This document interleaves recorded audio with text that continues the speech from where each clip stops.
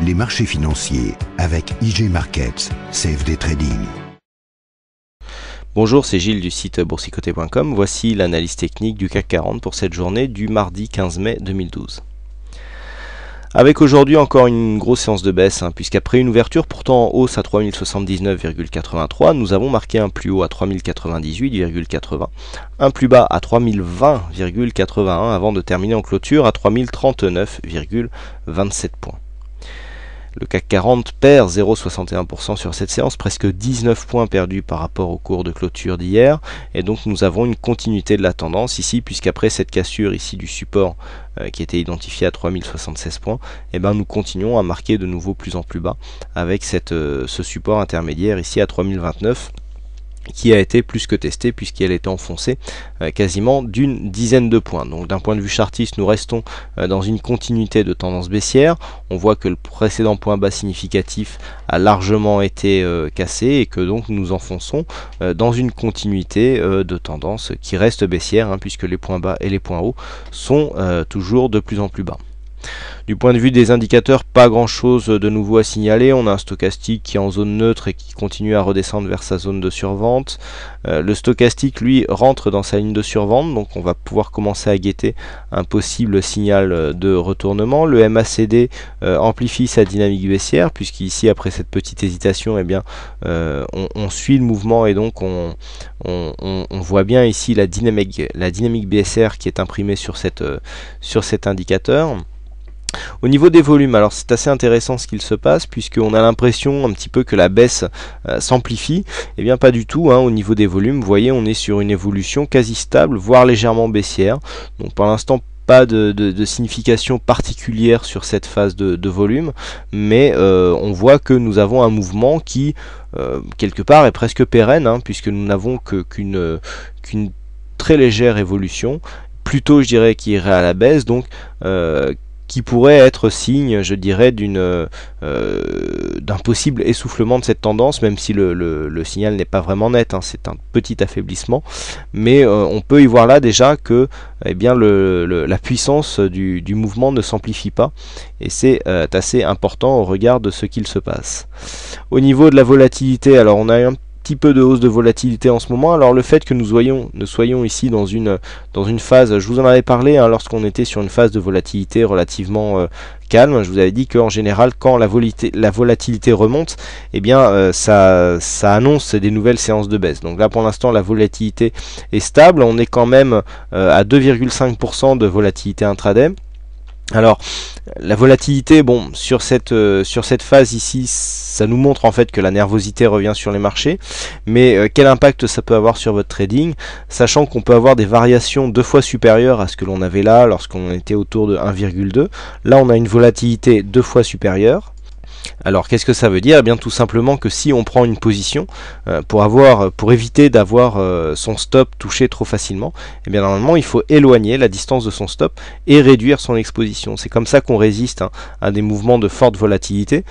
J'en vois beaucoup qui disent que les stops sont plus souvent touchés, etc. Mais c'est normal, les mouvements sont plus nerveux.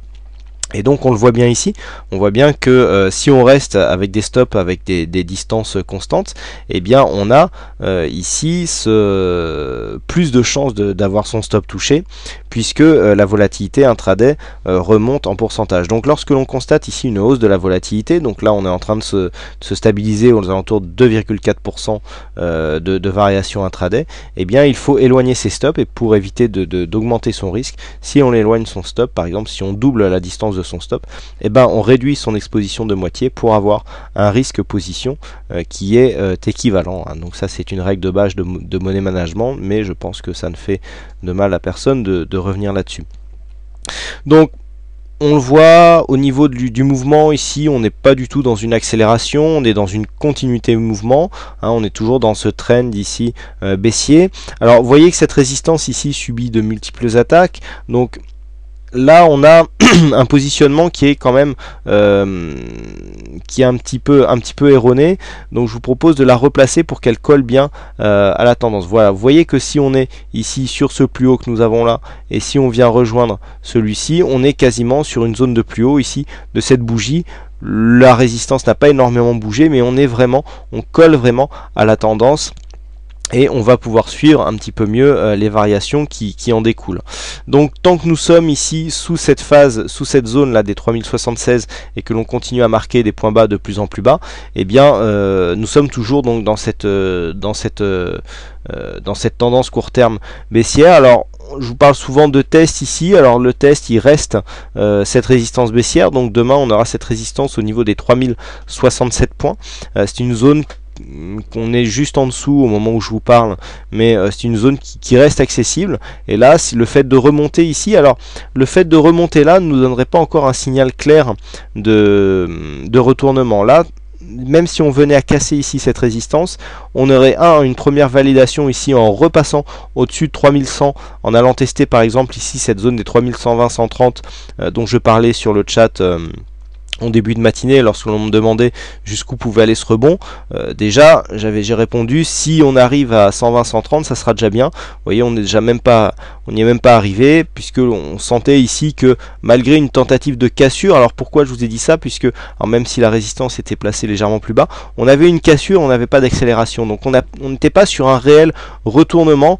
C'est ce qui me faisait douter un petit peu de ce mouvement, et donc c'est pour ça que je plaçais une limite à peu près sur cette zone. Donc là on est toujours dans le même schéma, donc avec une tentative de sortie qui a échoué, et donc du coup on est venu enfoncer les plus bas. Bon, on a eu des nouvelles aussi politiques qui ne sont pas bonnes en provenance de la Grèce, hein, c'est ce qui explique cela, mais bon, le fait de faire de l'analyse technique, normalement on prend en compte que les événements qui arrivent sont déjà inclus dans les cours, et que cette baisse correspond aussi à une crainte que ce qui est arrivé soit possible. Donc c'est quelque part tout se rejoint, et d'un point de vue chartiste, le fait que l'on ait une bougie comme ça qui vient enfoncer les nouveaux plus bas n'est réellement pas une surprise. Donc comment jouer la séance demain? Eh bien, tant qu'on reste ici sous cette zone des 3060-65, entre 3060-65 et 3030, on est direct dans une phase de neutralité où on va digérer cette phase de baisse. On peut avoir un petit rebond technique qui nous fera remonter ici au-dessus des 3075-80 pour aller tester ici la zone des 3120-130, mais c'est seulement en cas ici du dépassement des 3150 points qu'on pourra se mettre à rêver d'un rebond technique pérenne qui pourrait nous emmener à une cassure ici de cette résistance baissière. Par contre, le fait que donc si nous restons ici dans cette zone entre 3030 et 3060, eh bien c'est une zone relativement neutre. Le fait de repasser ici sous les 3030 en direction des 2990, eh bien serait un signe de continuité baissière, hein, puisqu'on viendrait marquer un nouveau plus bas, et donc on resterait ici dans cette dynamique de trend baissier. Donc voilà ce que l'on peut dire sur cette analyse technique, et comme il me reste un peu de temps, je voudrais répondre à quelques questions que l'on m'a posées aujourd'hui concernant justement le portefeuille et donc le manque de signaux. Alors au niveau du portefeuille, voilà, bon, il est géré dans la rubrique action stratégie portif.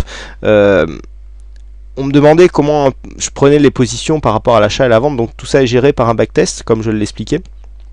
Donc c'est un backtest ici qui fait achat-vente, et vous voyez que on a très peu de signaux, hein, voilà, on a dans cette phase ici, dans cette phase de baisse, on n'a eu aucun signal d'achat, donc vous voyez que le backtest quelque part ne s'est pas trop trompé.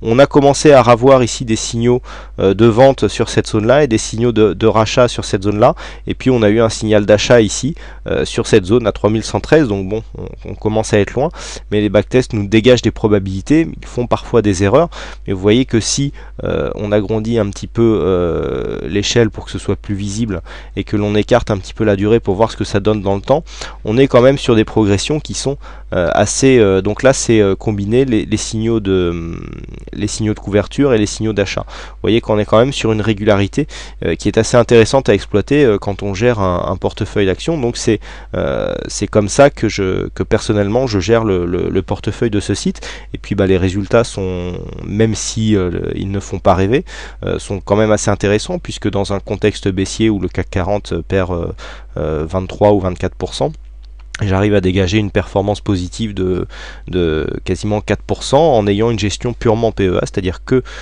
seulement des actions, donc pas de produits dérivés à part du tracker pour couvrir, et seulement des actions à l'achat sans vente à découvert, avec juste en couverture les BX4 que vous connaissez tous, qui viennent de temps en temps atténuer le drawdown, comme je l'ai expliqué lors de mon intervention en conférence au dernier salon de l'analyse technique. Donc là, en s'appuyant ici sur des backtests, certains ont pu voir le récapitulatif des positions BX4 avec plus de 80% je crois de signaux gagnants, même dans ce contexte haussier que nous avions ici lors de cette montée, on arrivait quand même à trouver des signaux des signaux baissiers qui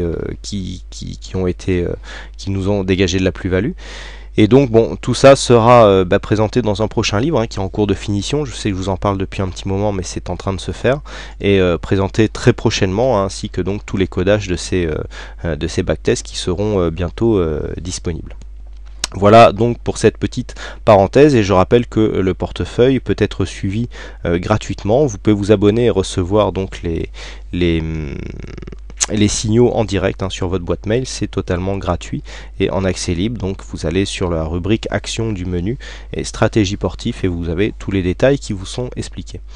Voilà donc je referme cette petite parenthèse. Donc aujourd'hui c'est Titi qui a gagné au jeu du fixing, donc bravo à toi Titi, et puis quant à moi il ne me reste plus qu'à vous souhaiter à toutes et à tous une bonne soirée, bonne chance dans vos trades, et je vous donne rendez-vous dès demain pour de prochaines analyses techniques en vidéo. Bonsoir à tous. Les marchés financiers avec IG Markets, CFD Trading.